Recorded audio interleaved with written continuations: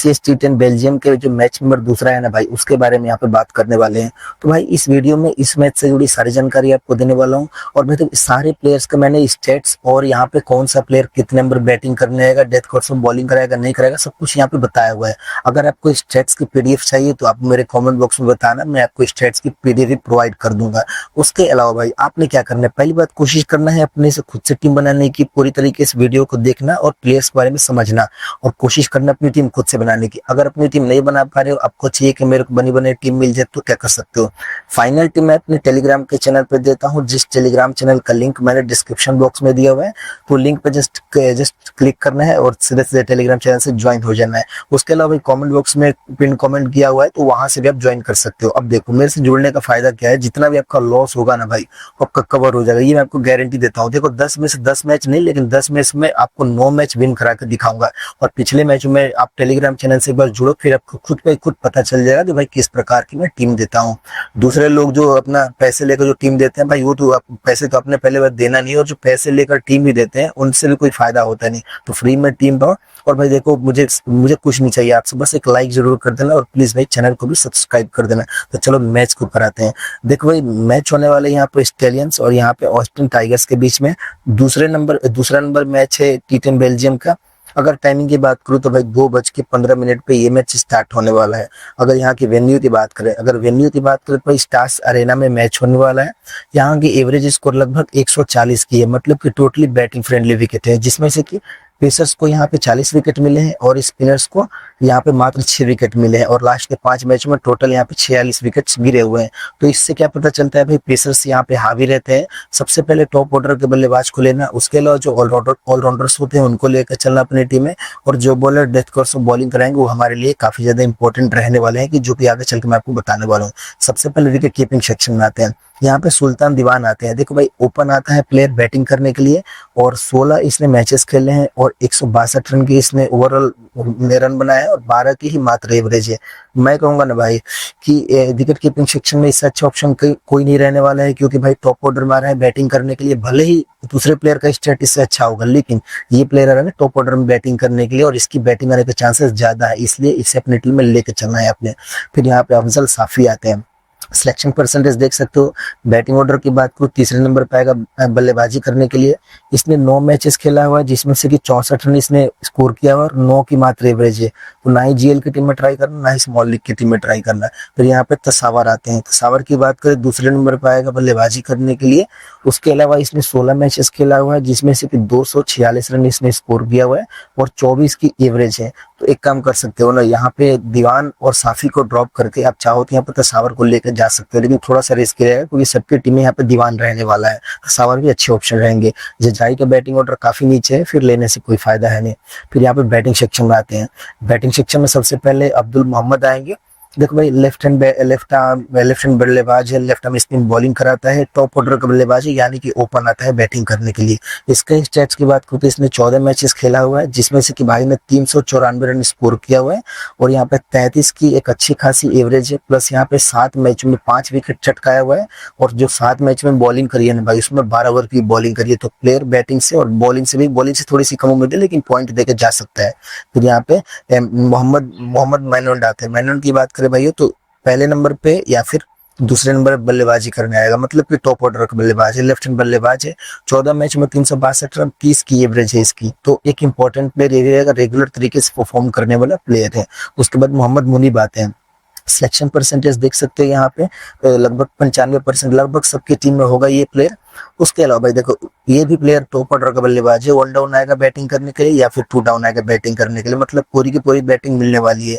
ये भी left hand बल्लेबाज है। इसने इसका स्टेट्स की बात करूँ तो 50 मैचेस इसने खेला हुआ है, जिसमें से कि 834 रन इसने स्कोर किया हुआ है, और भाई 18 की एवरेज है। तो भाई प्लेयर ठीक ठाक है, 50 मैचों में ठीक ठाक एवरेज है, तो एक अच्छा ऑप्शन रहेगा ये।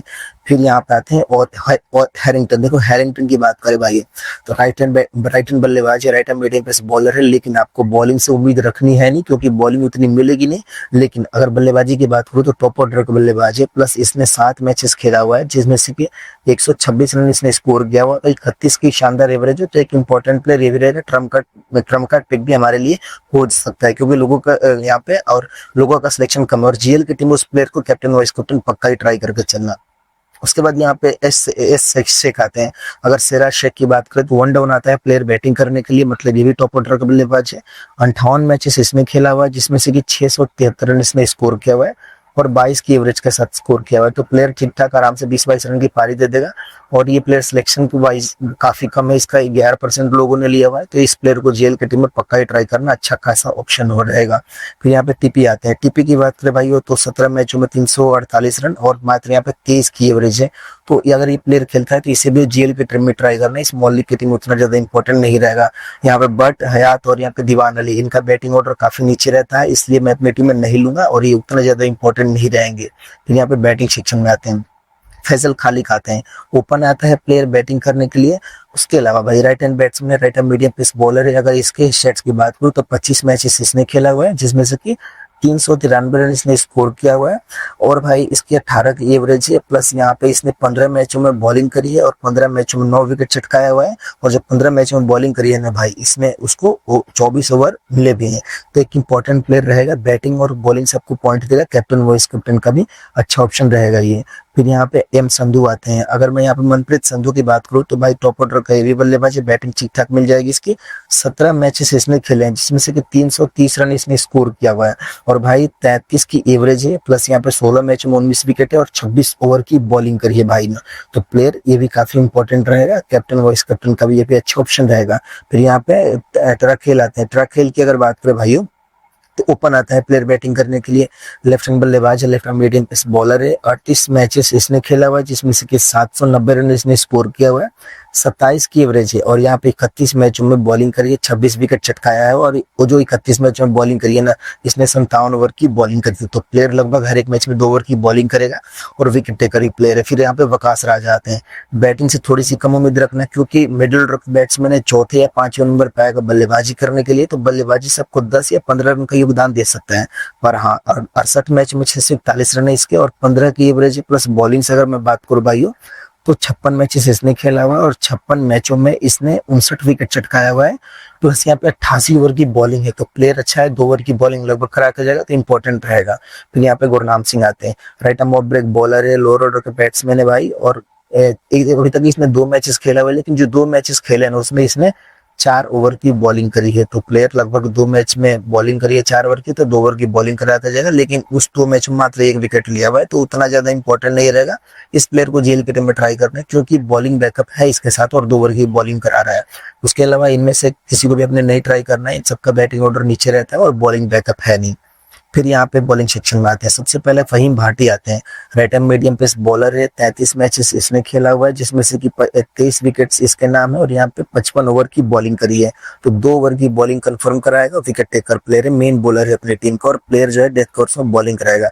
अगर यहाँ पे ओटी की फर्स्ट इनिंग में आती है बॉलिंग, तो इस प्लेयर को जेल की टीम में कैप्टन वाइस कैप्टन ट्राई करके चलना। फिर अमित शाह आते हैं। राइट आर्म फास्ट बॉलर है, बैटिंग से उतनी उम्मीद नहीं है, लेकिन 10 या 15 रन का योगदान ये प्लेयर दे सकता है, इतनी उम्मीद आप कर सकते हो, क्योंकि चौथे 5 नंबर पे आएगा बैटिंग करने के लिए। 18 मैचेस में इसके 12 विकेट है, 27 ओवर की बॉलिंग इसमें ओवरऑल कराया हुआ है। तो प्लेयर इस तरीके से भी ठीक ठाक ऑप्शन रहेगा। भाई इस प्लेयर को अपने टीम में लेना ही लेना है और साथ ही साथ हो सकता है 8वां या 9वां ओवर लेके आएगा, तो एक इंपॉर्टेंट पिक रहने वाला है। फिर यहाँ पे राशिद खान आते हैं। राइट आर्म फास्ट बॉलर है भाई, मतलब ठीक ठाक पेस है। 7 मैच में 5 विकेट लिया हुआ है और जो 7 मैचेस खेले ना भाई, उसमें इसने 14 ओवर की बॉलिंग करी है। तो देख लो प्लेयर कितना इंपॉर्टेंट है। एक मैच में भी इसके ओवर नहीं कटे हैं। प्लेयर काफी अच्छा रहने वाला है। सिलेक्शन परसेंटेज भी देख लो कितना ज्यादा, मात्र 7% लोगों ने लिया हुआ है। इस प्लेयर को जेल की टीम में कैप्टन वाइस कैप्टन रोटेशन करके ट्राई कर सकते हो, अगर इसकी टीम की फर्स्ट इनिंग में आती है बॉलिंग तो। फिर यहाँ पे आते हैं खालिक। अगर मैं यहाँ पे जाहिद की अगर मैं बात करूँ भाइयों, तो ये जो प्लेयर है right arm medium pace bowler है। 22 मैचेस में इसने 24 विकेट चटकाया हुआ है और लगभग इसने 39 ओवर की बॉलिंग करी है। प्लेयर ये भी अच्छा है, 2 ओवर की बॉलिंग करा के जाएगा। फिर यहाँ पे आलोक जाई आते हैं। अगर मैं आलोक जाई की बात करूँ तो right arm medium pace bowler है। 9 मैचेस इसने खेला हुआ है, 8 विकेट चटकाया हुआ है और 15 ओवर की बॉलिंग करी है। तो प्लेयर ये भी अच्छा है, विकेट टेकर प्लेयर है। इस प्लेयर को जेल की टीम में ट्राई करना। अब देखो यहाँ से जितने प्लेयर हैं, इनमें से किसी को भी अपनी टीम में ट्राई नहीं करना। इन सबका बैटिंग ऑर्डर नीचे रहता है और बॉलिंग बैकअप भी उतना है नहीं, तो फिर लेने से कोई फायदा है नहीं। अब देखो मैंने जितने प्लेयर्स के बारे में बताया, मान लो सभी तो खेलेंगे नहीं। अब जो लाइनअप आएगी उसमें कुछ चेंजेस होगा और अलग अलग से जो खिलाड़ी होंगे तो उनके बारे में आपको बता दूंगा टेलीग्राम के चैनल पे। अभी के लिए मेरी फाइनल टीम ये नहीं है भाई, ये मत समझना कि फाइनल टीम ये है। अब देखो कैप्टेंसी की बात करें तो सबसे अच्छे ऑप्शन यहाँ पे खालिद रहने वाले हैं। टॉप ऑर्डर के बल्लेबाज है और यहाँ पे बॉलिंग बैकअप, बैटिंग बैकअप सब कुछ है, तो यहाँ से 2 ओवर की बॉलिंग भी कराएगा, तो कैप्टेंसी का सबसे अच्छा ऑप्शन यही रहेगा। वीसी की बात करें तो यहाँ पे संधू या फिर ट्रैकेल सबसे अच्छे ऑप्शन रहने वाले हैं, इनमें से ट्राई कर सकते हो। अब बाकी मैं आपको टेलीग्राम के चैनल बता दूंगा, लेकिन अभी के लिए समझते चलना कि जो भी प्लेयर्स के बारे में मैंने बताया, अगर उसके बारे में अगर खुद से भी टीम बनाने की कोशिश करोगे और ये चीजें अप्लाई करने की कोशिश करोगे तो आपको अच्छा खासा बेनिफिट होने वाला है। अगर आपको पीडीएफ चाहिए तो भाई पीडीएफ चाहिए तो आप कमेंट बॉक्स में बताना कि पीडीएफ चाहिए, मैं आपको दे दूंगा पीडीएफ। तो भाई वीडियो देखने के लिए, अपना कीमती समय देने के लिए आप सबका बहुत बहुत धन्यवाद।